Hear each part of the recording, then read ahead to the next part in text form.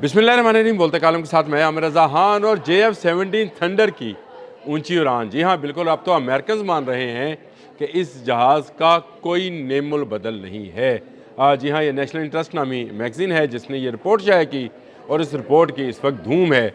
ना सिर्फ गैर मुल्की मीडिया बल्कि बहुत सारे दिफाई एनालिस्ट जो हैं, इंटरनेशनल दिफाई एनालिस्ट की बात कर रहा हूँ, वो JF-17 थंडर को एक मरतबा फिर मौजूए बहस ला रहे हैं। और इसकी बड़ी वजह अमेरिका ईरान कशीदगी भी है। अमेरिका ने जिस तरह से वेनेजुएला पर कब्ज़ा किया, इसी तरह से ईरान पर चढ़ाई की हुई है। और इसी की बुनियाद पर जो दिफाई तजियाकार हैं, उनका कहना है कि ख़त्े के तमाम ममालिक जो हैं, ख़त्े के ना सिर्फ ख़त्े के बल्कि अफ्रीका के ममालिक भी जो हैं, वो भी चाहते हैं कि वो JF-17 थंडर ब्लॉक 3 को हासिल करें, जिसने जंग में फ़तह हासिल की है। जी हाँ, बिल्कुल।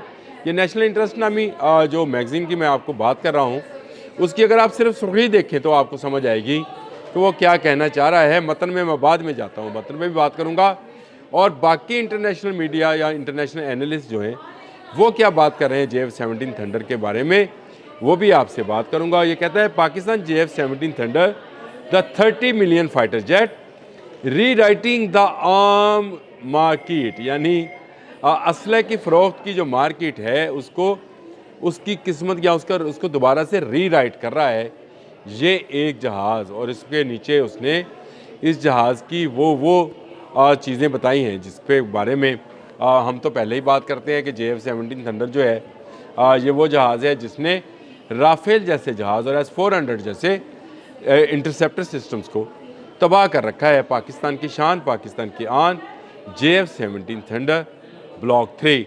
और इसकी जो चर्चा है या इसकी जो आप कह लें शोहरत है, इस वक्त चार आलम में गूंज रही है। और इतनी ज़बरदस्त गूंज रही है कि तमाम मैगज़ीन और तमाम जो अदारे हैं, मीडिया के अदारे, वो इसके मुख्तलिफ ममालिक के साथ जो आने वाले वक्त में सौदे होने हैं, यानी ये बताया जा रहा है कि इंडोनेशिया है, ये बताया जा रहा है कि मिस्र है, ये बताया जा रहा है कि इराक़ है, ये बताया जा रहा है कि उज़्बेकिस्तान है, ये बताया जा रहा है अज़रबैजान है, अर्जेंटाइन है। मैं कितने नाम लेता जाऊँ, नाइजेरिया है, तो नाम मुझे कम हो जाएंगे।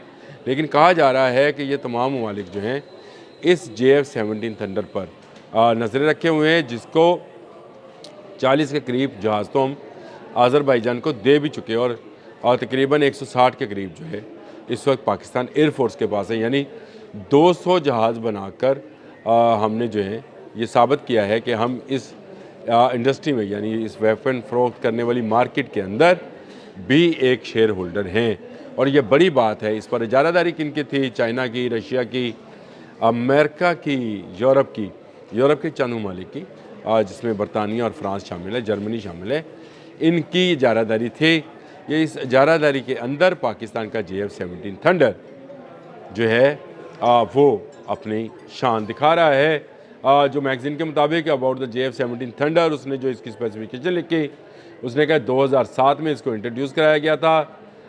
नंबर ऑफ बिल्ड जो थे 110 एंड प्लस है, लेकिन मैंने आपको बता दिया शायद इनके पास वो डाटा जो है नहीं है, 200 है इस वक्त। और मैं दूसरे मैगज़ीन से आपको बता भी दूंगा। लेंथ उन्होंने कहा कि 49 फीट इसकी लेंथ है और इसका विंग स्पैन जो है 31 फीट है।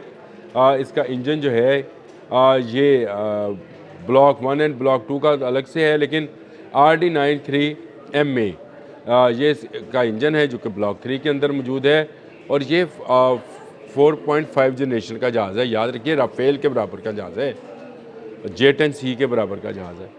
ये भी जहन में रखें। उन्होंने कहा कि इसकी जो स्पीड है वो मार्क 1.8, इन्होंने लिखा है 1.8, मार्क 1.8 इसकी स्पीड है। और कॉम्बैट रेडियस इसका 560 किलोमीटर है, माइल 560 मील 900 किलोमीटर है जो इसका स्पैन है, या रेडियस इसका बोल लें कि यहाँ तक ये सफ़र कर सकता है। और सर्विस कॉलिंग 55,500 फीट की बुलंदी तक जा सकता है जी।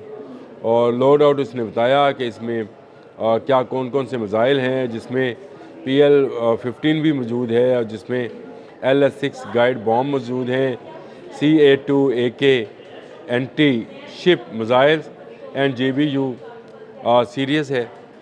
ये इसके अंदर उन्होंने इसकी स्पेसिफिकेशन दी है।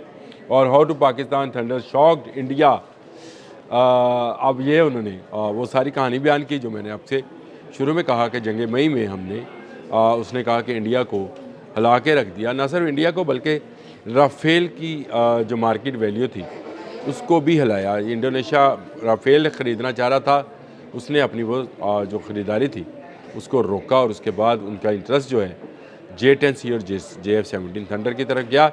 इसी तरह बांग्लादेश है, उसका इंटरेस्ट भी J-10C और JF-17 थंडर और जो यूरोपियन जहाज़ हैं उनकी तरफ गया। तो इसका टाइफून नाम है उसका, उसकी तरफ गया। तो इसका मतलब ये है कि ये जो इंडस्ट्री है पाकिस्तान की, इसमें रोज़ बरोज़ इजाफा होता चला जा रहा है। इसको सारे आर्टिकल को जो लिखा है वो लिखा है जी ब्रेंडन जे विचार्ट ने। और ये विचार्ट जो हैं ये लिखते हैं। और इसके बाद में आपको दूसरा एक मैगज़ीन जो है defence and security monitor Pakistan flurry of arms sale, और ये जी लिखा है डेरेक बेस्क्यो ने। मैंने आपको कहा कि दुनिया भर की वेबसाइट्स पर ये चीज़ें आम पड़ी हैं जिसमें वो मुख्तलिफ मीडिया का हवाला देता है और कहता है कि पाकिस्तान का ये जो प्रोजेक्ट है JF-17 थंडर, इसकी आलमी मार्केट में जो है मांग हर आने वाले दिन के साथ बढ़ती चली जा रही है।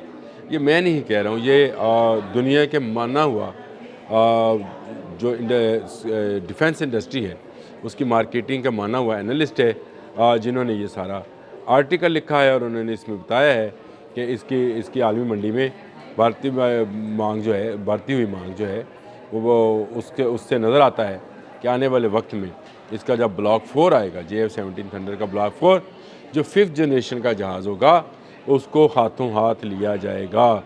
मैं आपको एक बात बताऊँ, इस आर्टिकल के अंदर एक बात बड़ी अहम लिखी है और वो लिखी है ख्वाजा आसिफ के हवाले से। जी हाँ, उन्होंने कहा कि पाकिस्तान के डिफेंस मिनिस्टर ख्वाजा आसिफ ने ये कहा है कि हमें इतने मुल्कों से JF-17 थंडर ब्लॉक 3 के जो हैं ऑर्डर्स मिल रहे हैं कि शायद हमें IMF और वर्ल्ड बैंक की ज़रूरत ना रहे। देखिए आज के इस एपिसोड में जिसमें मैं बोलते कालम कर रहा हूँ आपके सामने, उसमें सबसे बड़ी बात ही यही है, दुनिया में जो बड़े ममालिक हैं, चाहे वो चीन है, रशिया है, अमेरिका है, बरतानिया, जर्मनी, फ्रांस है, इनकी इकॉनमी का एक बड़ा हिस्सा जो है असले की फ़रोख्त से है।